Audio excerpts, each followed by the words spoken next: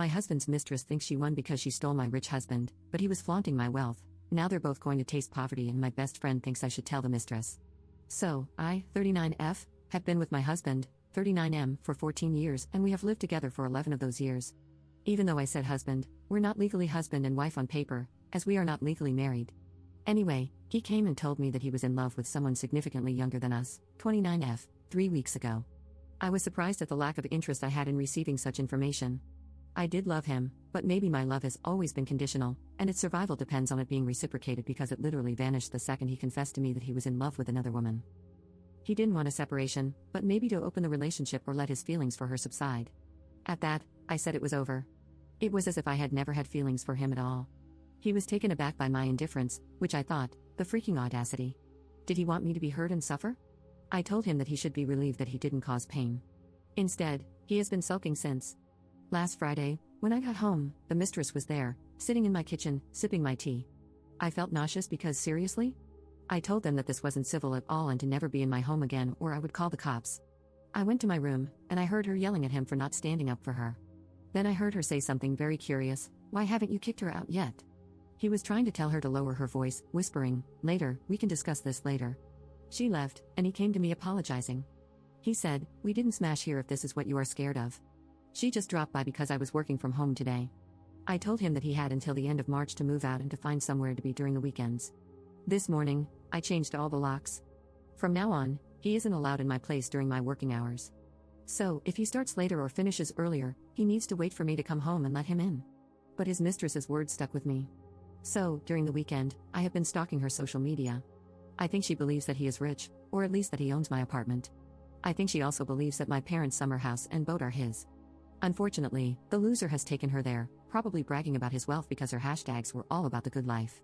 I was telling my best friend, 39F, all of this, but she was more agitated than indignant on my behalf. She told me that he was scum for not telling the mistress the truth, and I was in agreement, but then she said I was no better for not explaining his situation to her either. I was dumbfounded, but she was serious.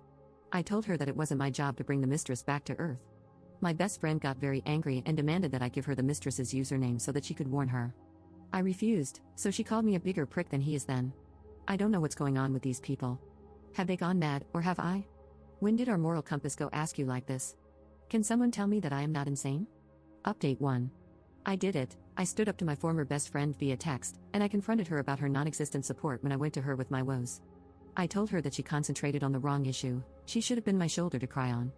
She should have shown up with wine, ice cream, and a shovel, but instead, she called me a bigger jerk than my husband. She tried to gaslight me, and I realized that she's always been good at gaslighting, so I interrupted her before she could make me out to be the villain. I asked her bluntly, "Was your husband married when you started sleeping together? You told us that he was married before. We all knew that, but we were under the impression that he was married and divorced before you two met. Was he still married? Is that why you related to the mistress and felt sympathy for her? Because you were her?" She didn't answer me until the next day, calling me a bitter and jealous bleep. This was the last one-on-one interaction with her I have decided. She's been my friend since preschool, but now we need to go our separate ways, not only to save us from future hurt, but also to save our memories together from pain. I talked to my husband too and asked him not to make the separation difficult and bitter, so it doesn't ruin all the happiness we felt being together. We cannot look back on a third of our lives with resentment. I asked him to accept my dad's offer. For context, he offered to help him find a lease on an apartment and pay half a year's rent if he moved out without giving me problems. When I got home, he and his clothes were gone. He left an apology letter saying that he will always love me and never meant to hurt me. So, I have finally been able to cry my eyes out, and it felt so good. I have been crying ever since I got home. I lost 2 of my closest people, but this is what happens when we face hardships. We see people's true faces.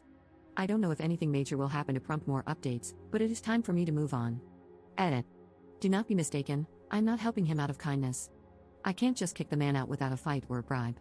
If I had started eviction proceedings, I would need at least 6 months to do so, and I didn't want him in my life for this long. Housing is very scarce, and securing a primary lease is almost impossible. My dad has connections with landlords, so he agreed to help him move out. He is living with his parents now until he gets his own place, and I am happy it didn't get more complicated. This was what my lawyer advised me to do because taking the eviction route would have dragged it out for months.